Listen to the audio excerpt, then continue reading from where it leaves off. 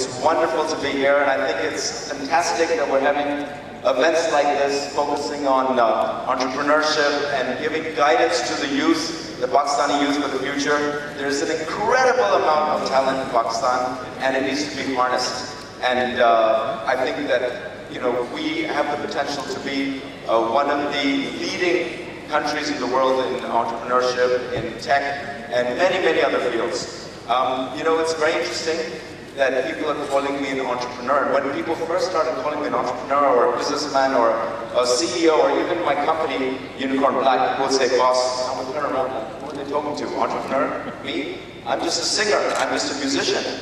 And then I realized that it wasn't really a transition as such. I didn't go from being just a musician and then suddenly, okay, I woke up one day, I'm an entrepreneur now, I'm going to run a company. And many of the musicians in Pakistan are actually entrepreneurs because they're creating their own opportunities and actually running a business of sorts. So I'll give you an example. A musician in Pakistan, unlike other countries where record labels get involved, Pakistani musicians, they record their songs, they pay for a recording studio. Once those songs are recorded, those songs that they compose, then they oftentimes make music videos. Again, they pay for the music videos. Then they gave those songs to the radio, they gave the songs to the television, the music channels, and they run, and in turn then, they recover their investment from touring when the songs become popular, from doing shows around the country, around the world. So I realized I've always been an entrepreneur of sorts. So when I sort of switched fields, I was, just sort of following that same path. Now it's really interesting. People ask me, how did you go from being a singer or musician to making animation? Now, I became very involved in directing my own music videos. And that's how I became interested in directing. And then I decided, listen, I must do some sort of production. But for me, production, or anything I did, whether it be music, it had to be more than just entertainment. There had to be some depth to it. And that's why, for instance, with music, I would do songs like Mr. Fraudier with an anti-corruption theme, or I do songs like Ajaba with positive sentiments for the youth, positive messages. I felt that you can't just have songs which are just about love. Yes, there are 70-80% of, 60-60% of my songs are about, entertainment, love, good time, but there has to be more than that. The same way, when I was shortlisting ideas for a production, I was trying to think of something that could also have a deeper message, a deeper social message. Living in a country like Pakistan, their issues are staring you in the face all the time, and you want to participate. And as a musician, you have a platform to get out your voice, being on television. And many Pakistani musicians do that, like Shazad Roy and Janoon and others, and I think that's a fantastic thing. And with how Burqa Venture came about, it was in 2010, and I was reading in the newspaper about girls' schools being shut down by extremists. And like everybody else in Pakistan, I was very upset. We need more education. We need more schools for girls. Female literacy is so low. And I started imagining a school teacher, a female school teacher, standing up and saying, no, these girls need education. And from there I went into my fantasy world, my creative side, where the songwriting and the coming up for ideas for music videos, that took over. And I imagined this strong character, almost like a superhero. And she fights back, but she doesn't fight back with weapons, because more violence is not the answer. So she fights with books and pens. Literally, she'll knock the bad guys over the head with books. So there's an underlying message that the pen is mightier than the sword, and education is the answer, not more violence. That's what we need. So that was the idea behind that. And initially I was like, I'm going to do a movie.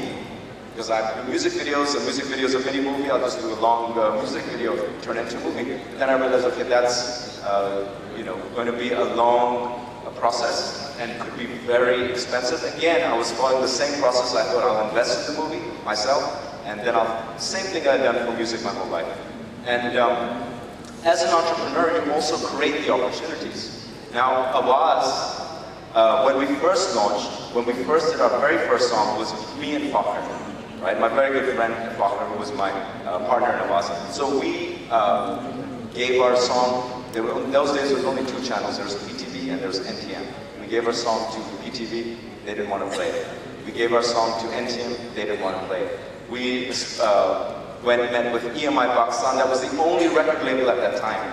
They weren't interested. And Fakhar was saying, looks like nobody's interested in our music videos or our music. And there was no method to get the music out at that time. So that's when I started thinking, I started watching MTV. It just launched in Pakistan, and they were saying, if you have a request for a music video, send us your request to this address. So you know what I did? I packed our music video, the beta tape of the music video, with a little clipping from a local newspaper on Awaz, a little write-up that this language, Urdu, between India and Pakistan, it's spoken and understood by 1 billion people, and you should play this video. And I sent it to them. And what happened? Exactly 1 week later, that video was running on MTV on high rotation. So it was the very first Pakistani music video on MTV, and it was the very first Urdu and Hindi song ever played on MTV. So that was wonderful, again, being entrepreneurial, creating opportunities. So with Burqa Avenger, I realized that a movie was too large, so I started small. And I started working on an iPhone game. I thought I could do that. And I could probably, invest in an iPhone game on a small level. So one of the keys to being successful as an entrepreneur is taking baby steps. You don't leap in and put your life savings in a project. You start small. So that's what I did. I said I can start small, start working on an iPhone game, and I worked with a few very talented young teams here in Islamabad, and we developed a very basic iPhone game. Then I did some research. I said, how does one market these iPhone games? So I looked online and I saw most of these iPhone games are marketed through viral videos, animated viral videos. So I said, that's what I should do. So I started working on an animated viral video. I got a little team together. I'd already done a few animated music videos. So we did this 2-minute animated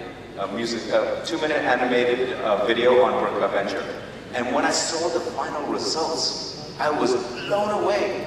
And I remember standing up and I was walking around and I was so excited. I was like, this high quality animation is made here in Pakistan. We don't need to go to Hollywood, we don't need to go to Pixar or Europe. We can do this incredible high quality animation in Pakistan. So then my brain started thinking, and I thought, you know what? I could do a TV series. So that's when we focused on the TV series, and I got the talent together, and all these young men and women worked on Burqa Avenger. There were artists, there were animators, there were editors, there were musicians, they were post-production people, and they all came together, and it was 100% made in Pakistan project. And then, writers, we got local writers, we got voiceover talent, acting talent, and it was all done here in Islamabad. I flew some people down from Karachi. Very lucky, we got Hamza Ali Abbasi to do the voice of the villain. We got Annie Jaffrey to do the voice of Burqa Avenger, so we got some great talent on board. And I'm just going to show you, I'm not sure if you can see that, but there is a little, gives you a little basic presentation of some of the experiences. So this is when we first launched Burqa Avenger. And then we go to the next page. This is very interesting. So we made a Facebook page, and this is literally this is 1 week after we launched the show. It says, you can't read it, but it says, views up previous week 500,000%. It just exploded. And then there were a lot of tweets. This is Kabir Bedi, this is Rosario Dawson, she's a Hollywood actress, many other people talking. In fact, Conan O'Brien talked about it on his show, Fareed Zakaria did a story. It just exploded all over the world. It became the #1 trending topic on Twitter in Pakistan. And you can move forward. So yeah, there were a lot of interesting articles. There's an article by Huffington Post that said 6 lessons Disney could learn from Pakistan's Burqa Avenger. And they were saying that often Disney's characters, they were saying Disney's characters, female characters, often portrayed as weak, waiting for Prince Charming to sweep them off their feet, while Gurkha Avenger was a strong female character, and she didn't need a man to, sweep her off her, Prince Charming to come and sweep her off her feet. So they were saying Gurkha Avenger, this Pakistani character, is a better role model for girls than Disney characters. Anyway, so there were a lot of articles, and it just was an incredible experience to be in, and so yeah, keep going. Number of articles, and then we got started getting nominations for awards, both in the country and outside, and we were nominated for a Peabody Award, and that was an incredible experience. Other winners were top Hollywood productions like Breaking Bad and House of Cards, as well as top documentaries, and this was about stories that matter, so that was an incredible experience too. I went to New York, received the award, and at that, afterwards, out of 40 recipients, so 40 people who received the Peabody Award that year, afterwards they asked 3 people to speak in depth at a late evening event, and one of the people was me. And what happened shortly before I went on stage, I was talking to an American woman there, and she was saying, "Where are you from?" I said, "I'm from Pakistan." She goes, "You're from Pakistan? Where's your beard?" Right? And she had this image of Pakistan. I said, so then when I went on stage, I said, "Look, I'm Pakistani. And before I say anything else, this is what the majority of Pakistanis look like.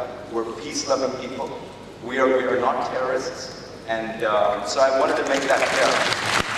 And so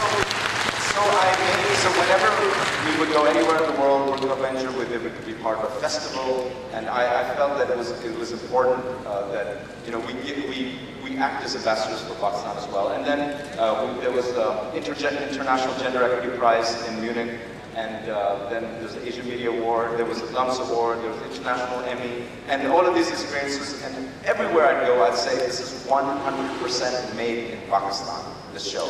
And people would be shocked at such high quality animation with music, and of course, I got a lot of my music friends to be involved. Ali Azmat did a song called Baba Bandhu. I got Ali Zafar involved in one of the episodes. We did a little animated version of Ali Zafar. My friends Josh, I got them in an episode on, each episode of Gurkha Avenger touches on different social issues. One of the episodes was on discrimination. It was an anti-discrimination message. So we had Josh as a band with the Pakistani and Indian. Reuben and Q. So we did an episode on that, how even though they're from 2 different countries and religions, yet they're touring the world together as brothers. So each episode touches on different topics like that. So now I'm going to share something with you. Okay, Gurkha Avenger, we're launching season 4 very shortly, and there are a lot of exciting things happening for that, and also I'm looking forward to now doing Gurkha Avenger, the animated feature film in the future. So look out for that. That's coming in a couple of years. But as a musician, one of my passions, of course, is music and songs. And a few years ago, and again, something like Gurkha Avenger came out of what I felt was a need to give these social messages. And now there's a project called Dazi.com. Again, that came out of a desire, a passion to fill a gap. Now, again in around 2011, I was looking to launch my new album. And when I went out there, I realized all the record labels had closed down due to piracy.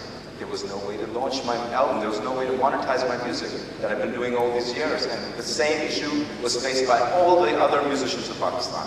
So I started thinking, well, iTunes is an option, but iTunes doesn't work in Pakistan. People don't use iTunes in Pakistan because nobody has a credit card. 8% of the population have credit cards, so they cannot buy songs. Then I realized we have 130 million mobile phone users. I was like, that would be a great way to integrate Dazi.com music with mobile phone users. So we've launched this wonderful app. You can go to the Google Play Store, or you can go to the iPhone store, and you can download Dazi, T-A-A-Z-I, and you can stream all the Pakistani music for free. It's Pakistan's first legal music app and website. And the idea behind that is to give Pakistani music a platform You know, because we had such incredible music. We had such an incredible music industry a few years ago, but in the last few years, that industry has taken a nosedive. Why? There's mainly a lot of Indian music playing on channels. There's a lot of foreign music playing on channels. There's not enough Pakistani music playing on channels. There's not enough money coming back to the artist. There's no royalty from radio airplay. There's no royalty going to artists from television airplay. Everywhere else in the world, royalty goes to the artists. So this is another project that I'm working on. It's helping set up Pakistan's first non-profit royalty collection agency. With Dazi.com, we're going to run a little video and it'll give you an idea. This is an older video. This is called the Artist Explainer video. So you can start at the beginning with the audio.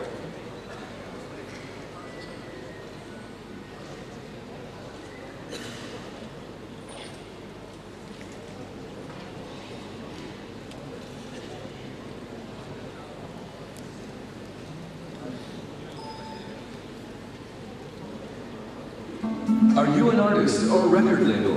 Do you want to make money from your music, share videos, and grow your fan base? Then Dazi.com is the answer. Dazi is a tool that empowers artists and allows them to monetize their music. At Dazi, your Pakistani fans can purchase your music without a credit card. How? By simply using their mobile phone balance. International music fans can pay via PayPal or Visa.